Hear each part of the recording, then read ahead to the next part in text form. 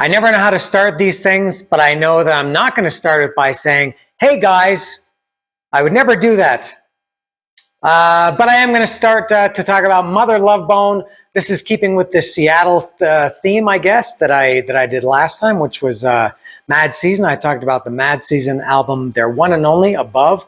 And now I'm going to talk about Mother Love Bone's almost one full album and done. And if you've never watched these before, I don't do these every week, or there's no schedule. It's called I Want to Talk About This Album. It's just whenever I feel like talking about it. And I did Mad Season a few weeks ago. And since then, I haven't felt like talking about another album. I've had time and I've listened to music, but I just don't feel like standing here in my house and talking to my camera. So that's why if you're looking for a regular schedule, you're not going to get it here. So with that said, I'm going to talk about this, can we call it a masterpiece? Almost a masterpiece, some would say. This is Mother Love Bone's, I'll talk about this, but they have a kind of a little bit of a strange discography. I'm going to talk about a lot of things. I'm going to talk about, as always, I'm going to go through this track by track, of course. I'm also going to talk about my history with Mother Love Bone, as I always do. There are a couple of points that I want to get to. I'm also going to talk about the thing that kind of bugs me about Mother Love Bone. If I can remember all these things, I'm trying to remember myself in addition to telling you what you can expect. Something that kind of bugs me about Mother Love Bone, something that Mother Love Bone was responsible for me rediscovering Pearl Jam. I'll try to remember to talk about that. What else did I want to talk about? Probably something else, but I just can't think of it quite right now. I know what it is. My two biggest, I don't know if they're my biggest, but two of my big musical regrets are also related to Mother Love Bone. So my history with Mother Love Bone, now they were only around for a very short time. I have many memories of Mother Love Bone. The timeline is all fractured. I'm not sure where to go with this. I'll tell you the things that I remember about Mother Love Bone. I remember, and this is maybe not in order, these are just random. I would have to piece together the timeline. I had, now this is, if you're watching this, you probably know, this is a compilation of their one and only full album, which is called Apple, and an EP that they did before Apple called Shine in 1989. Apple was 1990. The singer Andy Wood died it was March 19th, 1990, which was the same day that I got married. The same date, it was 21 years later. But we had the same, Andrew Wood's death anniversary was the day that I got married. And Randy Rhoads too, by pure coincidence. So where can I go with this? I had Apple. This is going towards one of my regrets that I mentioned. I had Apple at some point. I don't know when. I don't remember ever having Shine, but I remember being into Mother Love Bone when Apple came out. I kind of remember anticipating it. So this is not sure. Now, continuing with that, I'm not sure where I first heard Mother Love Bone. There used to be a series, there used to be a video series. There was a video magazine called Hard and Heavy, and there were these VHS video cassettes that came out. I don't know if it was every month or a couple of times a year, and they featured different bands. They had segments on different bands, and they put them all together on a videotape, and then you could go and buy them in stores. They were legitimate releases. And I remember watching that, and I think it was Hard and Heavy. I could be wrong, and I've tried to Google this, but couldn't find anything on it, so I might be wrong. I swear Mother Love Bone was on Hard and Heavy, on one of them. I distinctly remember an interview with Andy Wood, the singer that I mentioned, and he was wearing a Toronto Maple Leafs jersey. And I'm from Toronto, and I'm a Maple Leafs fan, unfortunately. And I remember now this is what I'm a little bit hazy about. I don't know if that was my introduction to them, or if I already knew them and I always thought I liked it even better because this guy was wearing a Maple Leafs jersey. I remember calling my friend Pete, who was my big musical friend, and we liked more or less the same kind of music. And I remember calling him. He lived a few minutes walk away from me. This is when I was like 19, I guess. And I said, wow, I just saw this Andy Wood from Mother Love Bone wearing a Leafs jersey. And I remember taking the tape to his house and watching it. Now, I have no idea if it was Hard and Heavy or when it was, or even if that was my introduction to Mother Love Bone. But I do remember making that call and being impressed that Andy Wood was wearing a Toronto Maple Leafs shirt. Now, one of my biggest concert regrets, and again, I'm not sure where this fits into the timeline, I do remember them playing in Toronto, where I lived at the time, with Dogs d'Amour. This was in 1989. I have no idea when. Probably in the summer, maybe the first half of the year. I don't know.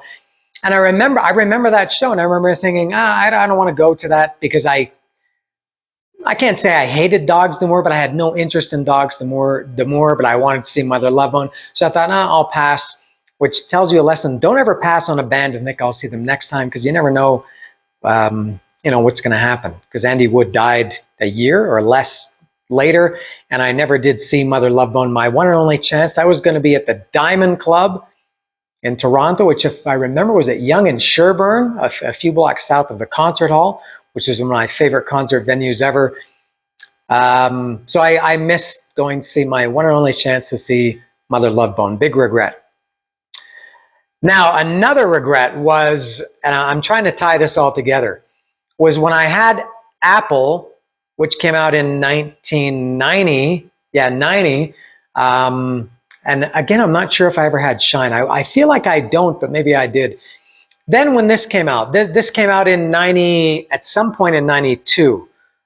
And this was a compilation album. It took Apple and Shine, which maybe it was out of print by that point, and maybe even Apple was out of print or hard to find. And something else I remember about Apple, for some reason, I don't think it had the lyrics. I always liked albums that had the lyrics printed inside. And I think Apple didn't have it, but for some reason, I had a photocopy of the lyrics. Now, this one does have the lyrics. Maybe I photocopied the lyrics from this. I just remember that having Apple, and every time I opened it, it was really, really thick because I had this piece of paper folded up like that I put inside the case. And then going on to make this even longer and less interesting, my regret was, after I bought this at some point in 92, I gave Apple and possibly Shine, although again, I'm not sure if I had Shine. I gave it to at that time, my girlfriend. And I thought, well, I don't need Apple. Now I've got this. I've got everything all together. I don't need Apple. And I gave it to her. And now, stupidly, I'm without a copy of Apple, which is probably a collector's edition now. I'm sure it's been out of print probably since around that time. Not that I would ever sell it or anything, but it would just be cool to have the original version of Apple on CD, like I had. And this one, now I know I'm going all over the place. This was, this is interesting. This is, I'm not, this makes it even more complex. This was a bonus disc. This was one of these CDs that had the tray. When they stopped making the Fat Boy double CDs, they put this swing tray in the middle. So there's the album with Apple and Shine. They put Shine, the last 4 tracks, even though it came before, chronologically, it came before Apple. The last 4 tracks came after Apple on this. And it came with this bonus disc, which was Capricorn's Sister, the version that was on Shine, because it was on Shine and Apple, and Lady Godiva Blues. Now, the interesting thing that I just realized about this, the actual disc, I don't know if the camera can pick it up if it's too small. It says, for promotional use only, not for sale. So I have no idea why that is. I don't, sometimes I had friends who worked in record stores, and sometimes I got things in advance or promo copies. Let me see if I can remember. And here's not the inlay. What do you call this? The insert. Seems that Seattle bands had a thing for babies back then. Nirvana had the baby on the cover of Nevermind, and Mother Love Bone had this little baby. Now I used to write the dates of when I got albums. I got this one on November 14th, 1992. I have no idea when it came out, which is kind of strange because the girl that I mentioned, my girlfriend that I gave it to, we broke up like a month before that. Maybe I gave Apple to her after we broke up. I don't know. Anyway, so I bought this on November 14th, 1992. It probably came out sometime around that time. I was usually pretty good about buying albums as they came out. But this just adds to the mystery. And I'm rambling on and on and on, and you're probably very bored. You've probably skipped past this, so I can say anything I want because nobody is watching at this point.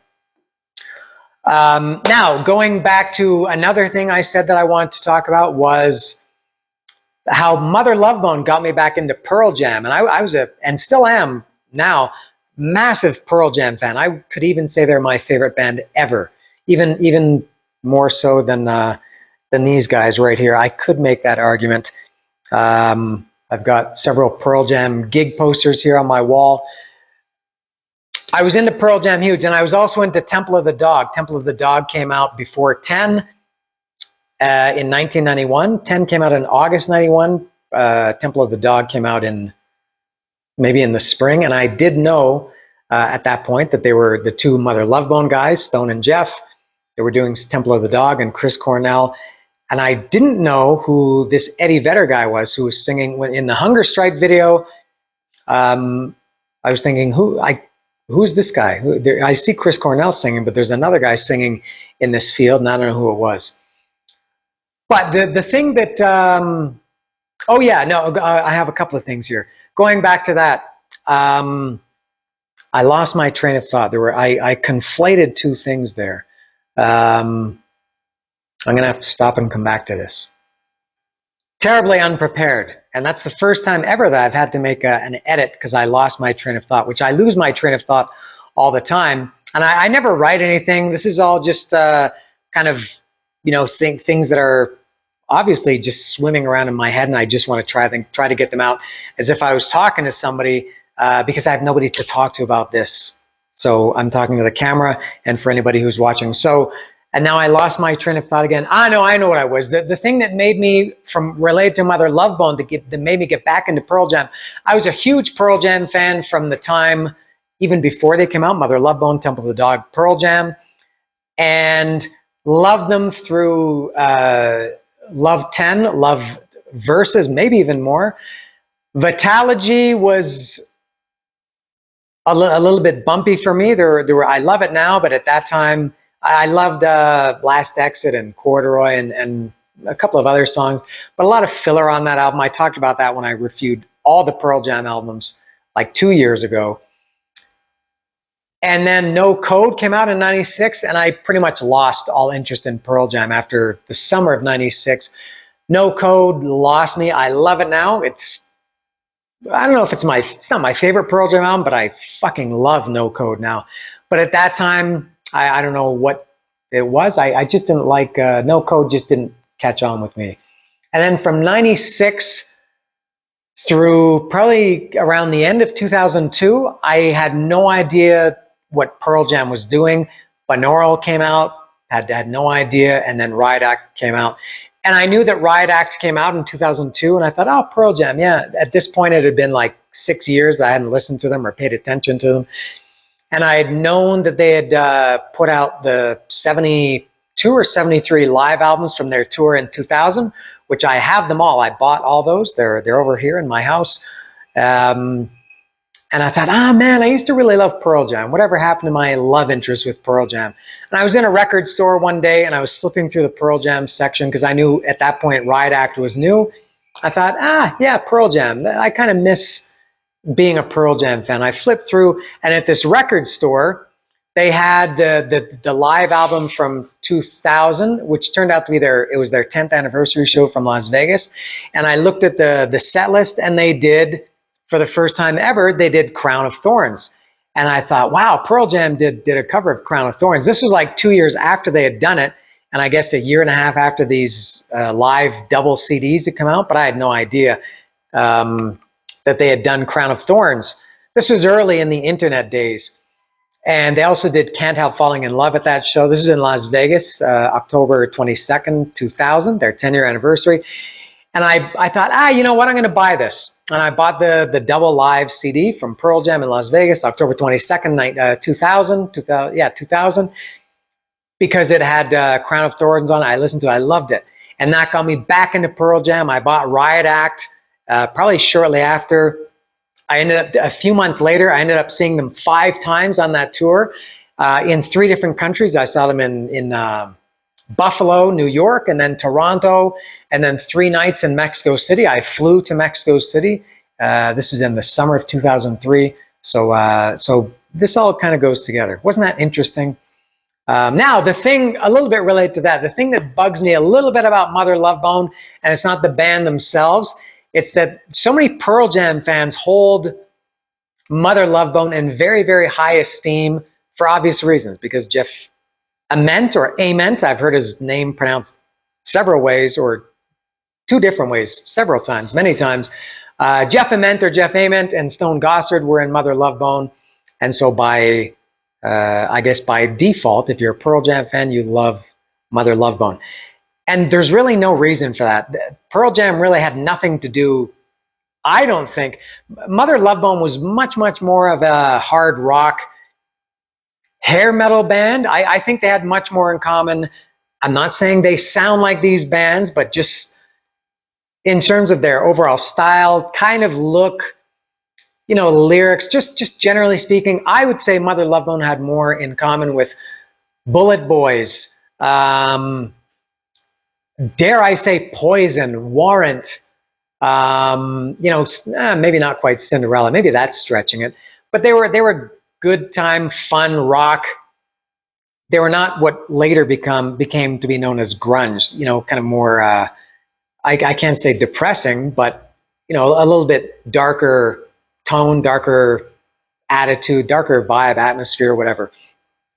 Yet all these Pearl Jam fans are still swear by Mother Love Bone. I think, well, if you love Mother Love Bone, you also should love, or at least listen to, or try to give a chance to Bullet Boys, and I don't know, I was going to say Sea Hags. I don't know if that's an accurate one. So that bugs me a little bit. Similar with Soundgarden. Soundgarden is a metal band, and so many people loved Super Unknown that never would have listened to that kind of music before. I mean, that's good. It's good for the bands. I don't begrudge the bands, but just funny the way that fans see things. Because Mother Love Bone, musically, Pearl Jam really had nothing to do with Mother Love Bone. And a lot of people like to make the argument, and I've seen this God knows how many times over the years, that if Andy Wood hadn't died, Mother Love Bone would have been huge. They would have been the next big thing. Bullshit. Now, nobody knows for sure, so there's no point spending too much time talking about this. Why? Why does anybody think that? There were many, many bands at that time. Again, I'll use Bullet Boys, Dangerous Toys, you know, whoever, Brittany Fox, I don't know, whoever at the time. Saigon Kick, one of my favorite bands ever. So many bands under that same general umbrella that never made it big. Why do people think Mother Love Bone would have? I think if Andy Wood hadn't died and Mother Love Bone had, you know, stuck around for a couple of years after, they would be in the same boat now as those other bands that I mentioned. They would be playing, you know, a couple of times a year at these, you know, Rock on the Range, or Monsters on the Mountain, or the one they have in Florida. These big kind of hair metal band festivals that they have, you know, a few times a year. I think Mother Love Bone would be doing that. Nobody knows for sure, but that's what I think. Just what I think. And I'm almost ready to get to the album. And an interesting thing about this one too is Terry Date produced Apple, which is very strange because Terry Date produced Pantera, Overkill, Prawn. Who else did Terry Date? And that kind of gets forgotten. That Terry Date produced like not just metal bands, but like thrash metal bands. Who else did Terry Date? Mindfunk. I love Mindfunk. Dropped is one of my top 10 probably favorite albums ever. Very, very different than Mother Love Bone, but I don't know how that happened. But Terry Date produced Apple. I think Notch Fine. Am I done? I think that's all I want to talk about before I get to or now I can get to the track by track. I'll go backwards through this, and then start with Shine, which is only 4 songs. It was through Fade Away, Mindshaker Meltdown, Half-Ass Monkey Boy, and Chloe Dancer, Crown of Thorns. I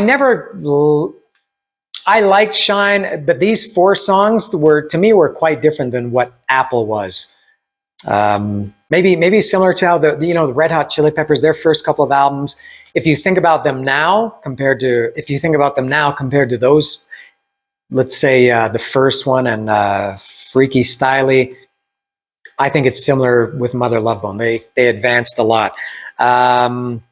Through Fade Away, I don't know, not too much about any of these songs. Not too much to say about that. She's Mahatma Gandhi, Mindshaker Meltdown, very hair metal. I think that one. That's the one. Hey Lucy, I'm home from the club, and just the lyrics, the attitude, and everything was way more hair metal than it was, as I said, what turned out to be grunge shortly thereafter. Half-Ass Monkey Boy, again, I would say that's much more in the realm of hair metal than anything else. Now, Chloe Dancer and Crown of Thorns was, I think, totally different than those 3, than Through Fade Away, Mindshaker Meltdown, and Half-Ass Monkey Boy. It was much more, almost like a different band. More, I don't want to say more mature, but more, less on that hair metal side, and more of how Mother Love Bone became on Apple. Possibly Chloe Dancer, Crown of Thorns. Chloe Dancer was kind of like the intro to Crown of Thorns. That could be my favorite Mother Love Bone song out of all of them, and they don't have a large catalog, but that might be my favorite. And if you're watching this, and you're probably not, you probably just watch the first 30 seconds and saw how boring and uninteresting it was, and maybe skip to the end, or maybe just went to watch another video. If you like Mother Love Bone, and if you like Pearl Jam, and if you like the whole family tree, you maybe don't know that Charlie Benante from Anthrax, and Anthrax is one of my favorite bands ever. He did a bunch of songs during the initial quarantine period. He did a bunch of covers with a bunch of different musicians, and for me, the best one he did was Chloe Dancer, Crown of Thorns. He did it with Mark Osageda from Death Angel on vocals. You should check this out if you like Mother Love Bone and or Pearl Jam, whatever. Mark Osageda from Death Angel, and I love Death Angel, was on vocals. Charlie played drums, and I think also played guitar, and I can't remember who played bass, but it's a stellar cover. It's almost, it's very, very faithful to the original. Some covers, they put their own spin on it. Some bands like to do it more,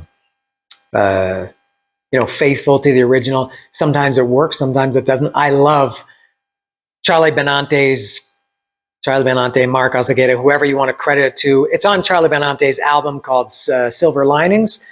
I strongly recommend. And also Charlie on guitar, he tags, at the end, there's a little coda of Release from Pearl Jam, 10. Probably my favorite song from 10. Nice little outro at the end of Chloe Dancer, Crown of Thorns. So there you go. Now getting to the Apple album, it opens with this is Shangri-La, up-tempo, typical of bands at that time. Open with a up-tempo rocker. I've been around the world, wrote a million songs. It's all a bore to me.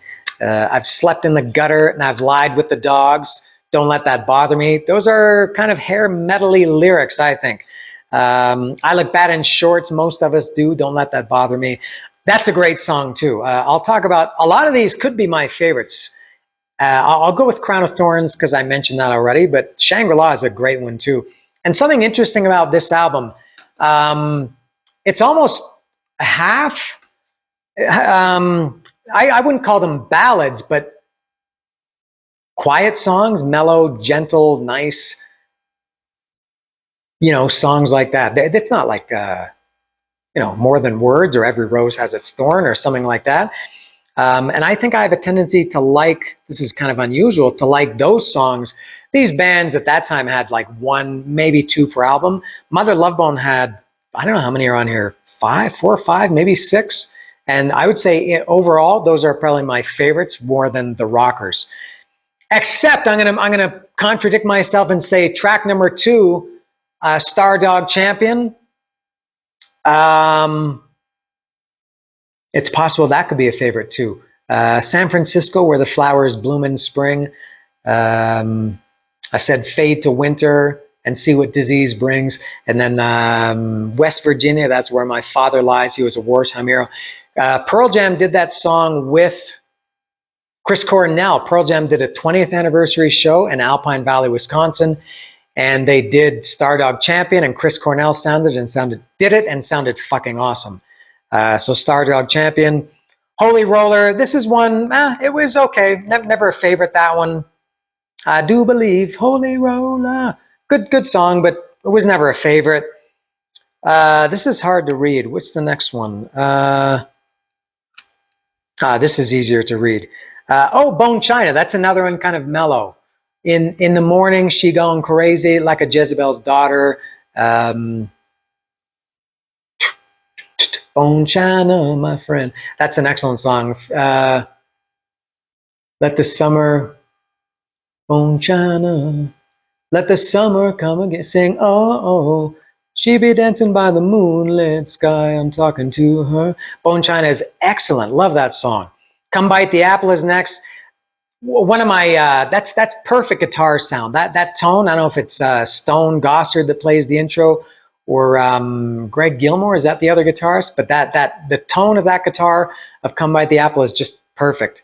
And that's kind of a mix. It starts a little bit, sounds like it's going to be a rocker song, but then it's, no, it starts kind of, how does that one go? It starts kind of mellow, and then it gets a little bit rocker. So bring me an apple.